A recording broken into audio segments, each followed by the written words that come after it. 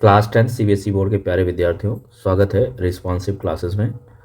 यहाँ पे मैंने कक्षा 10th 10 CBSE board Hindi medium CBSE board का हिंदी मीडियम विज्ञान का पेपर मैंने लिया है। ठीक है, विज्ञान का पेपर है 2025 का। इसमें आपका कोड है बच्चों, क्या कोड है? ये 3111 सेट 1। ठीक है, तो कुछ आपको मैं पेपर दिखाऊंगा, इस प्रकार पेपर आपका बोर्ड में आएगा। ठीक है, ये बोर्ड का ही पेपर है, सेट 131/1/1। ठीक है, रोल नंबर यहाँ पे लिखा होगा बच्चों, आप अपना रोल नंबर लिख लेना ताकि आपका पेपर इधर उधर ना हो। और यहाँ पे नोट में आपको लिखा होगा, इन बातों को आप पढ़ लीजिएगा। 15 मिनट आपको पहले पेपर मिल जाएगा। कृपया जांच कर लें कि इस प्रश्न पत्र में मुद्रित प्रश्न कितने हैं। 27 प्रश्न हैं। ठीक है, प्रश्न पत्र के दाहिने हाथ की ओर दिए गए प्रश्न पत्र कोड को परीक्षार्थी उत्तर पुस्तिका के मुख्य पृष्ठ पर लिखें। जो आपकी उत्तर पुस्तिका होगा उसमें ये जो क्वेश्चन कोड है, क्वेश्चन पेपर कोड, उसको लिख देना। कृपया जांच कर लें कि इस प्रश्न पे 39 प्रश्न है, 39 प्रश्न है इस पूरे पेपर में, ये भी आप जांच कर लेंगे। कृपया प्रश्न का उत्तर लिखना शुरू करने से पहले उत्तर पुस्तिका में यथा स्थान पर क्रमांक अवश्य लिखें। ठीक है, फिर पांचवा यहाँ पे आपका आता है बच्चों की इस प्रश्न पत्र को पढ़ने के लिए 15 मिनट का समय दिया गया है। 15 मिनट पहले आपको पेपर दिया जाएगा। प्रश्न पत्र का वितरण पूर्वाह्न 10:15 बजे किया जाएगा। 10:15 बजे से 10:30 बजे तक परीक्षार्थी केवल प्रश्न पत्र को पढ़ेंगे और इस अवधि के दौरान भी उत्तर पुस्तिका में कोई उत्तर नहीं लिखेंगे। तो ये आपका विज्ञान का पेपर है सीबीएसई। ठीक है, 2025 का पेपर है, बता चुका हूँ आपका, सेट 1 है। ठीक है, सामान्य निर्देश यहाँ पे लिखा हुआ है। आप इस प्रकार एग्जाम हॉल में आपको 15 मिनट जब पेपर मिलेगा आप उसमें पढ़ लेना। लेकिन इसमें है कि टोटल 39 प्रश्न है, 39 प्रश्न है और सभी प्रश्न अनिवार्य है। प्रश्न पत्र को 5 खंडों में विभाजित किया गया, क ख ग घ अंगा। ठीक है, प्रश्न का ही मैं आपको आज बताऊंगा, बहुविकल्पीय प्रश्न। खंड का जो है, खंड का में प्रश्न संख्या 1 से 20 तक बहुविकल्पीय प्रकार के प्रश्न है। प्रत्येक प्रश्न 1 अंक का है। तो बहुविकल्पीय प्रश्न मैं आपको आज करवाऊंगा। उसके बाद 21 से 26 तक अति लघु उत्तरीय प्रश्न है। ठीक है, फिर यहाँ पे आपका लघु उत्तरीय प्रश्न है, दीर्घ उत्तरीय प्रश्न है, स्रोत आधारित प्रश्न है।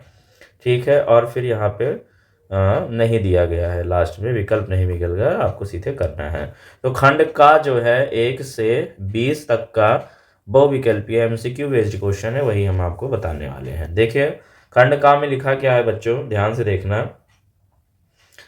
से देखना, इसको पढ़ना। क्या लिखा है कि प्रश्न संख्या 1 से 20 तक के प्रत्येक प्रश्न में दिए गए 4 विकल्प में से सबसे उचित विकल्प चुनिए और लिखिए। गलत उत्तर के लिए कोई ऋणात्मक अंकन नहीं है। यहाँ पे आपका जो एग्ज़ाम है इसमें आपको नेगेटिव मार्किंग नहीं है। इसमें 20 बहुविकल्पीय प्रश्न में कहने का तात्पर्य यह है कि अगर आपको प्रश्न का उत्तर नहीं आता है तो आप इसमें अनुमानित अपना लगा सकते हैं, अनुमानता कोई भी उत्तर लगा सकते हैं, छोड़ के नहीं आना है, यानी कि अंधी मारना जिसको कहते हैं, अंधी मार भी सकते हैं आप। लेकिन अच्छे नंबर स्कोर करने के लिए हमें सारे प्रश्नों को सही करना और अच्छे से सिलेबस पढ़ना है। ठीक है, चलिए पहला प्रश्न यहाँ पे देखते हैं बच्चों। जल का विद्युत अपघटन एक वियोजन अपघटन अभिक्रिया है। जल के विद्युत अपघटन के समय इलेक्ट्रोडों पर मुक्त गैसों हाइड्रोजन और ऑक्सीजन के द्रव्यमानों का अनुपात होता है। तो आपने देखा था कि जब हम जल का विद्युत अपघटन कराते हैं तो जल में क्या होता है, H2O होता है, यानी हाइड्रोजन के 2 मॉलिक्यूल, ऑक्सीजन के 1 मॉलिक्यूल। तो हाइड्रोजन का द्रव्यमान देखा जाए बच्चों तो कितना होता है, 1 होता है। और ऑक्सीजन का देखा जाए तो ऑक्सीजन कितना होता है भाई, 8 होता है। तो ये जो हाइड्रोजन और ऑक्सीजन, यहाँ पे इन्होंने हाइड्रोजन और ऑक्सीजन का द्रव्यमानों का अनुपात पूछा है बच्चों, तो ऑप्शन नंबर डी सही हो जाएगा। 1:8 में ये इलेक्ट्रोडों पर जाके इकट्ठा होते हैं। ठीक है, अब दूसरा प्रश्न यहाँ पे देखेंगे कि वायु की उपस्थिति में एल्यूमिनियम और मैग्नीशियम के दहन होने पर बनने वाला उत्पाद है। कंबक्शन कराते हैं जब हम किसका, एल्यूमिनियम और मैग्नीशियम का कंबक्शन कराते हैं तो हमें क्या मिलता है, तो एल्यूमिनियम ऑक्साइड मिलता है जो कि आपका Al2O3 है। साथ ही साथ में मैग्नीशियम ऑक्साइड मिलता है। ऑप्शन नंबर बी सही हो जाएगा। ठीक है, चलिए अब बढ़ते हैं अगला प्रश्न, प्रश्न संख्या 3 पे। निम्नलिखित तालिका में पीएच स्केल पर 4 विलयनों ए बी सी और डी के पीएच मान दर्शाए गए हैं। ठीक है, अब आपको यहाँ पे प्रश्न देना है, ये 4 विलयन A B C D क्रमशः है। तो देखिए बी वाला तो उदासीन है, ए वाला कम अम्लीय है, डी वाला ज़्यादा अम्लीय है और सी वाला क्षारीय है। तो चलिए इस प्रश्न के अकॉर्डिंग उत्तर हमारा क्या हो जाएगा। जो आपका ए है वो क्या है, दुर्बल अम्ल है, बिल्कुल सही है। और फिर आपका बी है तो बी उदासीन है, न्यूट्रल है। और उसके बाद आपका सी है तो सी प्रबल क्षारक है, ठीक है। और डी जो है आपका प्रबल अम्ल है, बिल्कुल ऑप्शन नंबर डी करेक्ट हो जाएगा। बेसिकली आप पीएच स्केल से क्वेश्चन आया हुआ है। पीएच स्केल में हमें बचा है 1 से 14 तक की संख्या होती। 7 वाला जो होता है, 7 पीएच वाला उदासीन होता है, न्यूट्रल होता है, 7 से कम अम्लीय होता है, 7 से ज़्यादा क्षारीय होता है। अम्लों की संख्या घटने पर अम्लता उसकी बढ़ती जाती है। चलिए अगला प्रश्न देखते हैं। चौथा प्रश्न, निम्नलिखित अपक्रियाओं पर विचार कीजिए, ठीक है। तो क्या है भाई कि पहला क्वेश्चन उन्होंने किया है कि तनु हाइड्रोक्लोरिक अम्ल सोडियम हाइड्रोक्साइड से अभिक्रिया करता है तो क्या होगा, ठीक है। मैग्नीशियम ऑक्साइड तन हाइड्रोक्लोरिक अम्ल से अभिक्रिया करता है और कार्बन डाइऑक्साइड सोडियम हाइड्रोक्साइड से अभिक्रिया करता है। इन तीनों ही स्थितियों में क्या, प्रत्येक प्रकरण में क्या पाया जाता है, ठीक है। तो आपको इसका चौथे का प्रश्न का उत्तर बताना है। तो इन सभी तीनों प्रकरणों में यानी तीनों क्वेश्चंस में आपको क्या मिलेगा, साल्ट मिलेगा और वाटर मिलेगा। क्या मिलेगा बच्चों, साल्ट मिलेगा प्लस का वाटर मिलेगा, यानी लवण और जल बनता है। यानी कि हाइड्रोक्लोरिक अम्ल की सोडियम हाइड्रोक्साइड से क्रिया कराने पे भी हमें साल्ट और वाटर मिलता है। मैग्नीशियम ऑक्साइड और तनु हाइड्रोक्लोरिक अम्ल की अभिक्रिया कराने पे भी जल, लवण और जल बनता है, यानी कि साल्ट एंड वाटर बनता है। एंड कार्बन डाइऑक्साइड की सोडियम हाइड्रोक्साइड से अभिक्रिया कराने पे भी साल्ट एंड वाटर मिलता है। पांचवा प्रश्न यहाँ पे हम देखेंगे, दो तत्वों ए एंड बी के बीच अभिक्रिया से कोई यौगिक सी बनता है। ए इलेक्ट्रॉन खोता है तथा बी इलेक्ट्रॉन ग्रहण करता है। यौगिक सी निम्नलिखित में से कौन सा गुण नहीं दर्शाएगा। तो इसका गलनांक उच्च है, इसका गलनांक उच्च है। यह जल में अत्यधिक विलेय है। इसे विजातीय आयनों के बीच दुर्बल स्थिर वैद्युत आकर्षण बल है। यह अपनी गलित अवस्था और जलीय विलयन में विद्युत चलन करता है। तो इस प्रश्न का सही उत्तर हो जाएगा ऑप्शन नंबर सी। चलिए अगला प्रश्न देखते हैं। अगला प्रश्न यहाँ पे दिया है, छठा प्रश्न क्या दिया है बच्चों की, विद्युत अपघटनी अपचयन प्रक्रिया द्वारा गलित क्लोराइडों से प्राप्त होने वाली धातुएं हैं। तो बिल्कुल इस प्रश्न का सही उत्तर हो जाएगा कैल्शियम और मैग्नीशियम।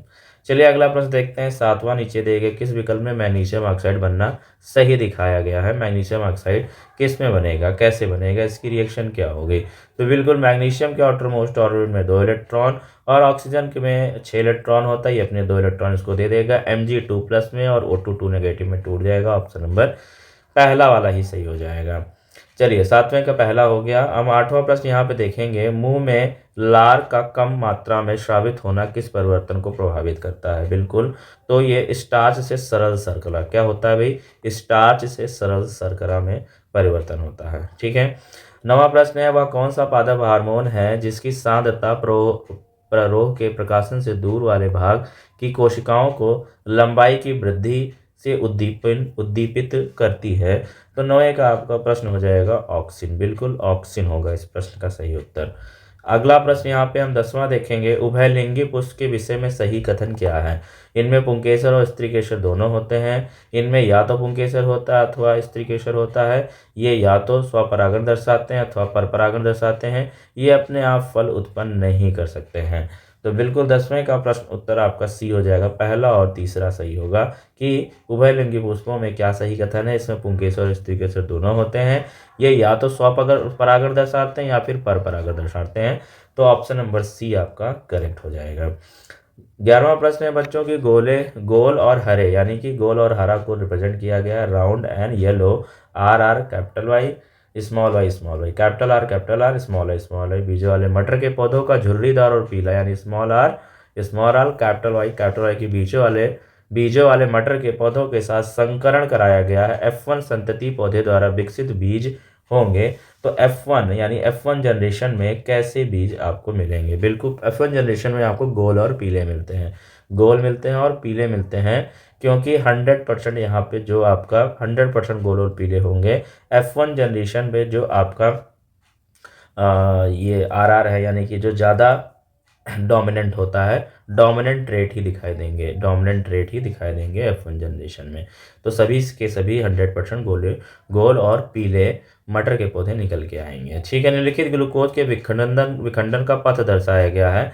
तो ग्लूकोज किस में टूटता है, 12वां आपको बताना है, ठीक है। तो यहाँ पे हम देखेंगे कि ग्लूकोज जो है पायरुवेट में कहाँ टूटता है, कोशिका द्रव्य में टूटता है, ऊर्जा निकलती है और फिर ऑक्सीजन के अभाव वाली पेशीय कोशिकाएं लैक्टिक अम्ल और ऊर्जा देती हैं, यानी जहाँ पे ऑक्सीजन की कमी होती है तो लैक्टिक अम्ल और ऊर्जा बनता है। ऑप्शन नंबर डी सही हो जाएगा। ये बेसिकली यहाँ पे जो रिएक्शन दिखाई गई है ये श्वसन की है, अनाक्सी श्वसन की रिएक्शन है। कौन सी बच्चों? अनाक्सी श्वसन की। 13वां प्रश्न यहाँ पे हम देखेंगे, दर्पण एक्स सूर्य के प्रकाश और सौर मिट्टी भट्टी सूर्य के प्रकाश को सौर भट्टी में सांधित करता है तथा दर्पण वायु वाहनों के पास में ड्राइवरों को पीछे से ट्रैफिक को देखने के लिए लाया जाता है। इन दो दर्पणों के विषय में निम्नलिखित में से कौन सा कथन सही है? तो भाई वायु वाला जो है वो दर्पण लगाया गया है, यानी कि यहाँ पे उत्तल दर्पण लगा हुआ है। वो दर्पण वायु द्वारा प्रतिबिंब आभासी, छोटा और सीधा होता है। तो दूसरा बात तो सही है, ठीक है, दूसरा बात सही है। और दर्पण एक्स द्वारा बना प्रतिबिंब वास्तविक छोटा और इसके फोकस पर होता है, बिल्कुल पहला भी सही है। बाकी आभासी छोटा और सीधा होता है ये गलत है। वास्तविक बिल्कुल वास्तविक नहीं बनता है, हमेशा आभासी प्रतिबिंब बनता है किसमें? उत्तल दर्पण में, ठीक है। तो इस प्रश्न का 13वें का पहला और दूसरा सही हो जाएगा। 13वें का ऑप्शन नंबर पहला और दूसरा सही हो जाएगा। 14वां यहाँ पे हम देखेंगे 14th नंबर का कि कोई वृद्ध व्यक्ति पश्चमाभिय पेशियों की दुर्बलता तथा अभिनेत्र लेंस की लचीलेपन में कमी होने के कारण दृष्टि दोष से पीड़ित है। यदि यह दृष्टि दोष ए है जिसका संशोधन लेंस बी द्वारा किया जा सकता है तो ए और बी क्रमशः होंगे। तो 14 का सही प्रश्न का उत्तर क्या होगा? तो बिल्कुल जरा दूरदृष्टिता और द्विफोकसी लेंस होंगे। ऑप्शन नंबर बी सही हो जाएगा। निम्नलिखित में कौन कौन से समूह कोई आहार श्रृंखला नहीं बनाते हैं? तो बिल्कुल 15 का ऑप्शन नंबर डी हो जाएगा, ठीक है। डी मतलब प्लवक, मानो, टिड्डा मछली। और चौथा है घास, सर्पो, भेड़िया, बाघ, ठीक है। 16वां देखेंगे, किस स्थलीय पारतंत्र में हरे पादपों की पत्तियों द्वारा प्राप्त सौर ऊर्जा का लगभग कितने प्रतिशत भाग खाद्य ऊर्जा में परिवर्तित नहीं होता है? तो बिल्कुल 99% परिवर्तित नहीं होता, सिर्फ 1% होता है। प्रश्न संख्या 17 से 20 में जो है यहाँ पे अभिकथन और कारण वाले प्रश्न है। तो देखिए 17वां का हम यहाँ पे देखेंगे। 17वां क्या है कि अपघटन अभिक्रियाएं सामान्यतया ऊष्मा शोषी अभिक्रियाएं होती है। कार्बनिक पदार्थ का कंपोस्ट में अपघटन ऊष्माक्षेपी प्रक्रिया या अभिक्रिया है।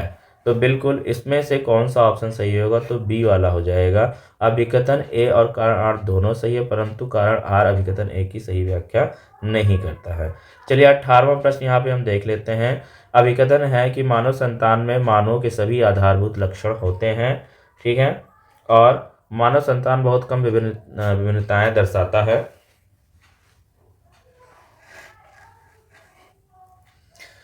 मानव संतान बहुत कम विभिन्नताएं दर्शाता है तथा अपने माता पिता जैसे ही दिखाई देती हैं।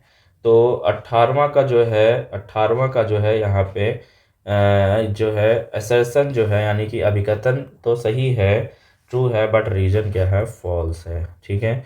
19वां हम देखेंगे, दो चुंबकीय छेद रेखाएं परस्पर एक दूसरे को प्रतिच्छेद नहीं करती हैं। तो अभिकथन तो सही हो गया। द्विसूचक सुई दो चुंबकीय छेद रेखाओं के प्रतिच्छेदन बिंदु पर दो दिशाओं की ओर संकेत नहीं कर सकती हैं। तो कारण भी इसका कारण भी क्या हो गया? सही हो गया। तो दोनों ही कथन और कारण दोनों ही सही है, और कथन ए आर का सही व्याख्या भी करता है। ऑप्शन नंबर ए सही हो जाएगा। 20वां यहाँ पे हम देखेंगे बच्चों कि अभिकथन 1980 से ए कह रहा है 1980 से वायुमंडल में ओजोन की मात्रा में तीव्रता से गिरावट आने लगी है, ठीक है। बट यहाँ पे कारण इन्होंने बताया ऑक्सीजन के परमाणु ऑक्सीजन के अणुओं से संयुक्त होकर ओजोन बनाते हैं। तो दोनों ही बातें सही हैं, लेकिन ये एक दूसरे की व्याख्या नहीं करते हैं। तो इसलिए ऑप्शन नंबर बी सही हो जाएगा कि असर्शन है रीजन दोनों सही है, लेकिन assertion reason is not correct explanation of assertion. तो यहाँ पे देखिए एमसीक्यूज आपके 20 एमसीक्यूज आते हैं, जिसमें से 14 डायरेक्ट एमसीक्यूज होते हैं, 4 आपका असर्शन रीजन होता है, अभिकथन कारण संबंधित प्रश्न होते हैं। इस प्रकार आपको बोर्ड परीक्षा में एग्जाम में कक्षा 10 वालों के लिए इसी प्रकार पेपर आपको देखने को मिलेगा। तो मिलते हैं नेक्स्ट वीडियो में, तब तक के लिए नमस्कार, जय हिंद, जय भारत।